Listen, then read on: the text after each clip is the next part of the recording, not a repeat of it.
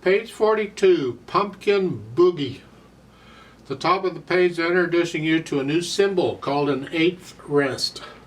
We already had eighth notes, and hopefully you know that for every note there's an equivalent rest. You can have a quarter note, quarter rest, half note, half rest, whole note, whole rest, eighth note, eighth rest. They show you what it looks like. It's that little, it's got a stem, it's got this little flag thing, weird look, I don't know what to call that thing, it's there. It looks like that. The important thing here is that it goes off to the left. If you're going to draw one by hand, make sure it goes off to the left.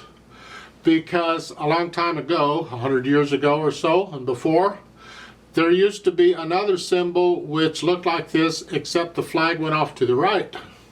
And that was the old style quarter rest. So you can have an eighth rest and a quarter rest, and sometimes in old printed music, if you look at music that was printed 100 years ago or more, you'll see I've seen them side by side where the two of them, the flags are going this way. Well, one is an eighth rest and one is a quarter rest, so be careful. The quarter rest that I'm talking about has been faded out. We now use the squiggly bird thing, that squiggle thing, as a quarter rest. Just want you to know that the eighth rest, that flag has to go to the left. It makes a difference. It gets the same value as an eighth note, except you're quiet. So take a look in this boogie thingy at the bottom of the page, page 42. In the right hand, the top staff, you have two eighth notes. You have a C, and then a D and an E flat together. Oh, that's wonderful, ain't it? And that's beat one. One and. Close enough. Well, then you have an eighth rest. Well, that eighth rest comes on beat two, because we just used up beat one. So something has to come on beat two. Doesn't matter what it is, something has to be there, and that's it. It's an eighth rest. And then on the and of two, you play a note. The same D, E flat. Remember, the accidental is good for the rest of the measures, so these are all D, E flats. So the counting there is 1 and 2 and 3 and 4 and. You don't get a lot of eighth rests on the beat. Normally they're on the half beat, but that's okay. We can deal with this. 1 and 2 and that's the rhythm. Kind of throws it off a little bit. That's nice. That's as complicated as eighth rest gets right there. That's it. So for this pumpkin boogie thingy, 4/4 time, there's no sharps or flats in the key signature, but there's lots of accidentals.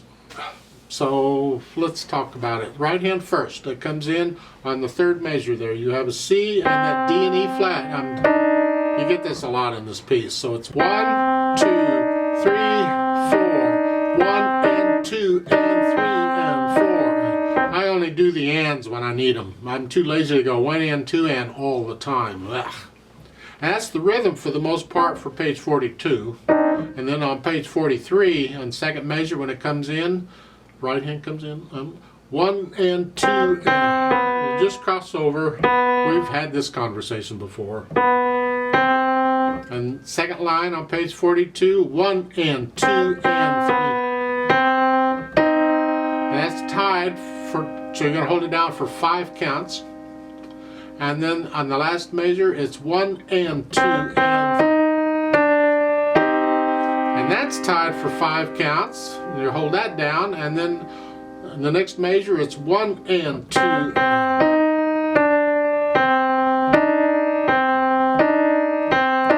And then you got to come up an octave here. Just lift up and move, because the beat has to be steady. So starting that line, this is the last 2 lines on page 43. So it's the same thing, an octave higher. And then in the last line you have an 8VA over it, sends you up another octave. Isn't that lovely? It's too early in the morning for that for me. Left hand. Half notes down here. 1 and 2 and 3 and 4 and. Isn't this fun? Oh boy. Let's go over to page 43. You're coming up, you're starting here, and you're going to cross over 4. Connect these. You need to be able to do this. So it's important to try and do that. Don't switch around and do the, just relax the thumb and do the best. You can turn the wrist a little bit, don't try and turn it a lot. Now we're staying in this position. For the last measure of that line, you're staying here. Then in the second line, the second measure, the 3. This is a chromatic fingering. Have we had chromatics? I can't remember now, but this is typically what you do. The third finger would play the black keys. A chromatic is when you're using all the notes. And the third finger typically plays the black keys. There's other fingerings, I won't get into it, but right now this is good. That third finger on the black keys. The next line, same thing. And then you got to come back down here to these wonderful half notes that you've had before. Now on the third line on page 43, in the second measure underneath it, it says move quickly. Not sure why you need to move quickly. You need to move. The left hand's coming from here to here, but you have 2 beats to do it in, so I don't know that quickly is necessary. You're simply moving that left hand down. You know, sometimes these little notes they put in here get a little distracting, in my opinion. Okay. And the last line, last 2 measures, you're here. And the last note is a C here, except it has an AV8 under it. So you go down an octave lower than that. So instead of that, you go to there. If you have a short keyboard and you don't have it, you just play the lowest C you have. That's close enough. Put the hands together. Well, at the beginning it's just half notes. It's like an introduction. So let's go start with the next, last measure, the first line where both hands are playing. It's here.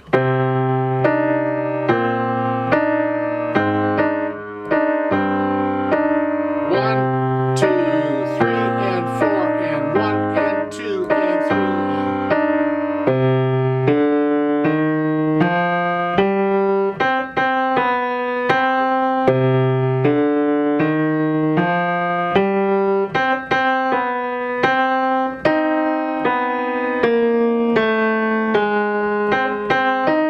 There. The last measure, the second line on page 43, that is a half note in the left hand lifted up when you play that E flat in the right hand, because that's beat 3. That means that first 2 beats are over, so it's done. So it's right there, lift it up. Same thing here, lift it up when I play that 8th note. E flat, something.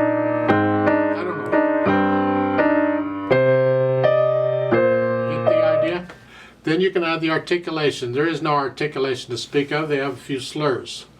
Get to know the piece, and if you want to add some staccatos in there in places, that's called interpretation. You can't, just don't violate what the music tells you to do, but you can interpret it. You can do things differently. I could play these separated. They're not marked separated. They're not marked anything. I can do what I want.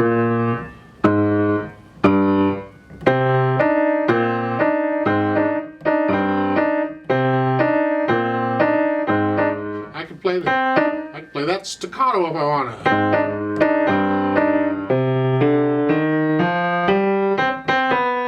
to. See, it's interpreting the piece, but you have to get to know it first so you can get into the music, and then you can start experimenting with articulation and accents. Then dynamics. Well, you start out moderately loud at this introduction, and this introduction, by the way, is 4 measures long because it's repeated. And that's typical, that's good form. We don't want just a 2-measure introduction. It needs to be 4 measures. We feel that.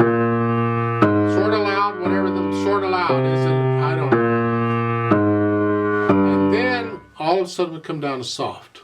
And you can do both hands the same here because it's kind of like a duet, so it's soft.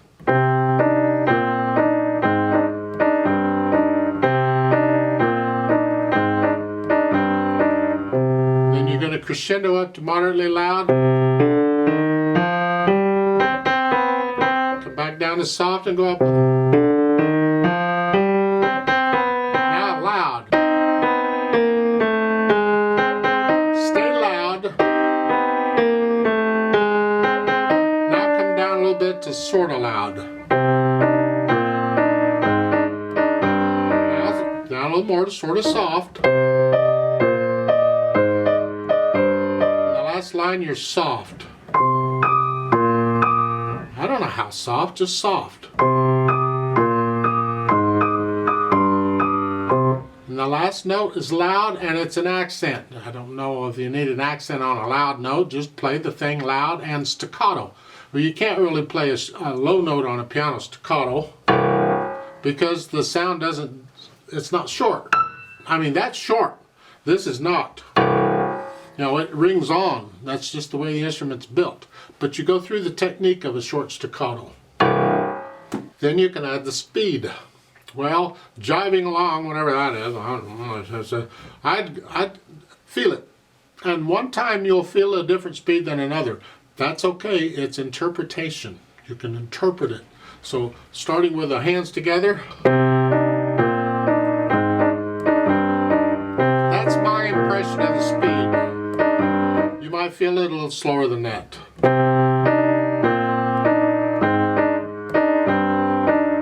That's okay.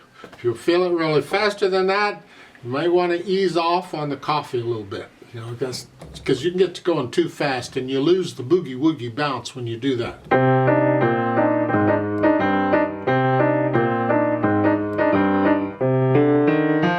That's too fast. Just slow it down and enjoy the boogie woogie part of it. I'd like to play this with you very slowly to double check the notes and the rhythms. I'm not going to do any dynamics, just notes and rhythms, and I'm going to take the repeat at the beginning because, as I said, the introduction needs to be at least 4 measures long, typically. There's no pedal in this, of course, because it's got to bounce along. It's a boogie woogie. So I'll give us 4 counts, 4 quarter note counts, and let's play it together slowly. 1, 2, ready, go. 1, 2, 3. 4, 1, 2, 3, repeat, 2, 3, 4, 1, 2, 3, 4.